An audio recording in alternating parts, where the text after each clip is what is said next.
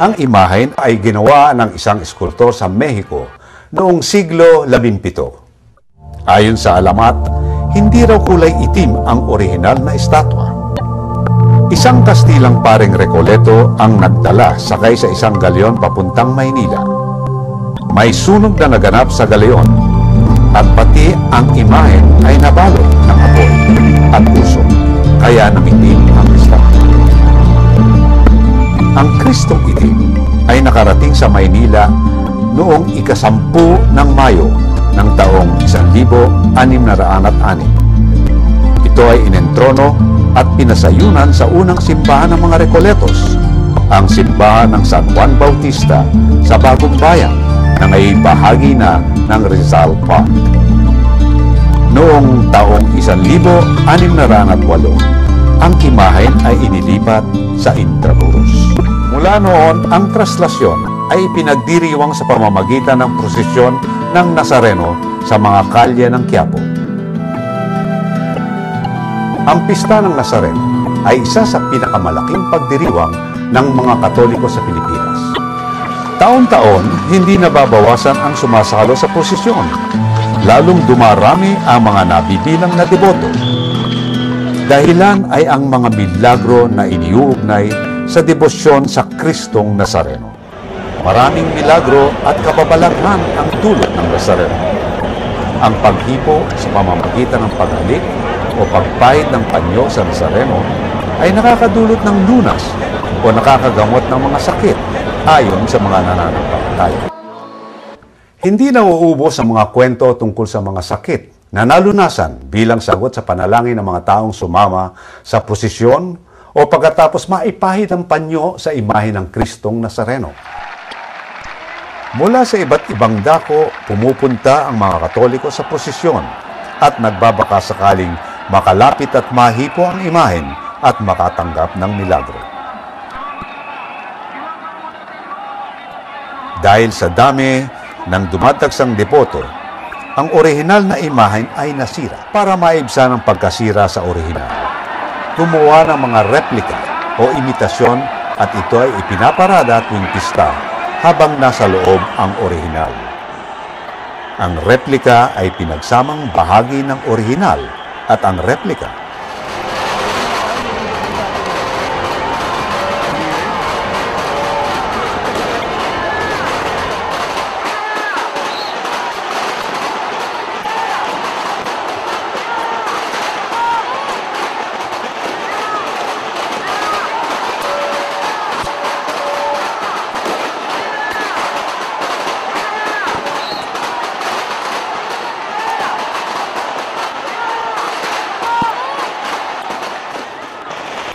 pagkalabas ng poong Nazareno, kitang-kita ang pagsalubong ng mga deboto na parang alon sa dagat, palapit sa karosa, upang mahipo ang imahen o ang lubid man lang na ginagamit na panghila.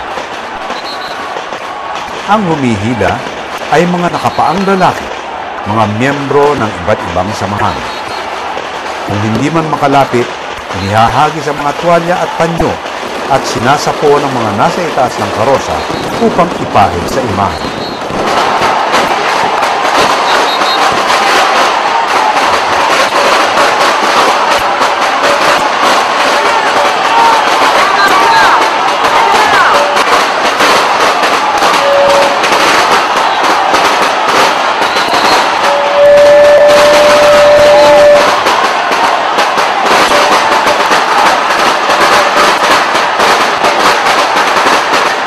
Parang ahas na umuusad ang prosesyon papunta sa iba't ibang kalye ng Quiapo.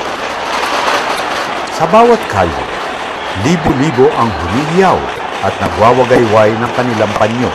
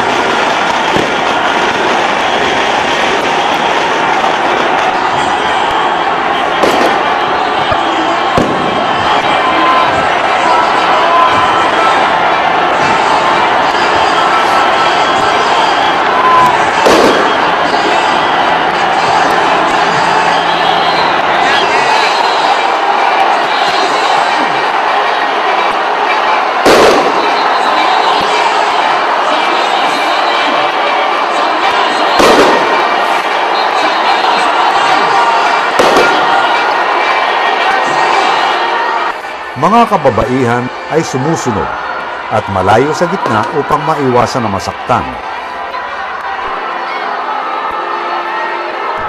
Hindi maiwasan ang may nasasaktan at kung minsan may nagbubuwis ng buhay.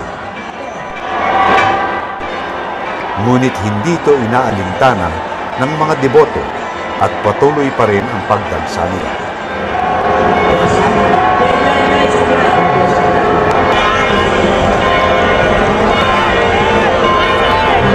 Dalawang oras na ang lumipas mula nang mailabas ang Nazareno sa simbahan. Ang prosesyon ng Nazareno ay ang pinakamalaking manifestasyon ng relihiyong bayan. Ang kababaihan at mga matatanda ay nasa tabi. Ang iba ay may daladalang maliliit na bersyon ng imahe. Ano ang motibo? Anong naguudyok para pumunta ang mga deboto sa pista ng Nazareno taon-taon? Panata. Personal na sumpa o pangako na taon-taon sila ay babalik at sasama sa prosesyon kapalit ng pabor mula sa Panginoon. Ito ang madalas na sinasambit na dahilan kung bakit sila nandito sa Quiapo sa araw nito. Ito ay isang pangakong kailangan tuparin habang nabubuhay. Maaaring hindi ito tahasang na ihahayag ng karaniwang Pilipino. Subalit may isa pang dahilan na higit na malalim kung bakit malapit at magaan sa kalooban niya ang Nazareno. Siya ay kulay itim katulad ng isang ordinaryong manggagawa, magsasaka o mangingisda. Sa unang pagkakataon, narito ang isang Diyos na hindi kakulay ng mga naghaharing puti.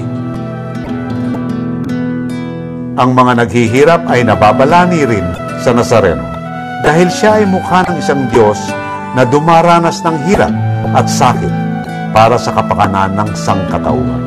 May nagsasabi rin na ang debosyon sa Nazareno ay may mas malalim na ugat. Ang paniniwala ng katutubong Pilipino sa anting-anting at anito na ikinubli sa isang Kristiyanong orasyon o dasal na tumatawag sa Ama, Anak at Espiritu Santo. Ito raw ay isang hayagang uri ng pagsamba sa isang bagay at nagbubulag-bulagan lamang ang Iglesia Katolika. Ito ba ay maituturing na idolatria? Anumang pagtatalo sa teolohiya ng Nazareno, lahat ay sang-ayon na ang debosyon sa Nazareno ay isang realidad at ito ay buhay na bahagi na ng kultura at kasaysayan ng sambayanang Pilipino. Sa katunayan, ang debosyon at pananampalataya ay dumadaloy sa pulso at puso ng Pilipino, pinukulayan ng kanyang pag-iisip at pag-uugali. At ito ang dapat na mangyari. Ang tunay na sampalataya ay nanunuot sa kalinangan, kaugalian at kabihasnan ng isang bayan. Ang pagyapak na nakapaalamang ay isang pagpapamalas ng kababaang loob at pagkasinto. Higit dito, ito rin ay isang paghayag ng pakiisa sa sakit na dinaranas ni Kristo upang matubos ang ating kasalanan. Ito rin ay isang pagkala sa mga material at makamundong karangyaan at kaginhawaan at pagbigay kahalagahan ng mga espiritual na bagay sa buhay na ito. Ang prosesyon ng Nazareno ay maituturing na isang metaporya ng pagkakaisa. Kung tayo ay magkakaisa bilang isang sambayanan sa isip at sa puso ng buong loob, kaya nating hatakin ang ating bayan paangat at pasulong tungo sa kapayapaan at kaunlaran.